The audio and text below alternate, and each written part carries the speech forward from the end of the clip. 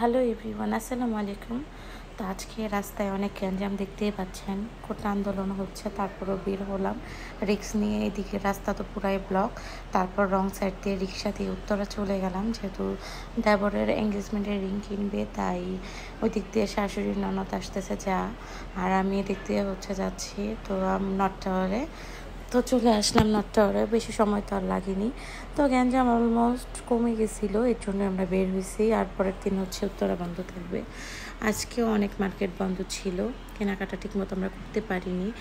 আর যাই হোক, রিংটা তো অবশ্য কেনা হয়ে গেছে। যাওয়ার পরে আমরা 2টা দোকানে ঘুরেছি, তো পছন্দ হয়ে গেছে, তাই রিংটাও নিয়েছিলাম। তো রিং নিয়েছি, কিন্তু আরও অনেক কেনাকাটা ছিল, ওগুলো আমরা করতে পারিনি। তারপর যতটুকু চেষ্টা করেছি, মানে যা যা কেনার মোটামুটি তা কিনে ফেলছি।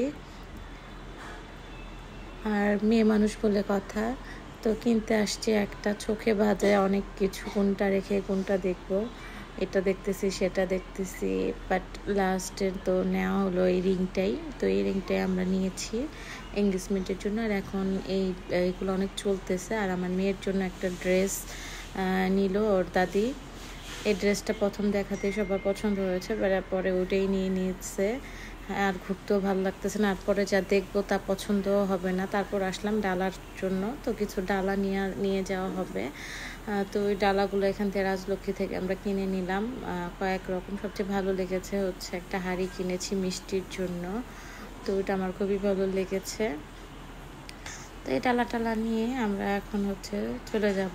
আর একটা আয়না গ্লাস আর কি নিয়ে নিলাম, ওটা সাজাচ্ছিল, তার জন্য একটু দেরি হচ্ছিল।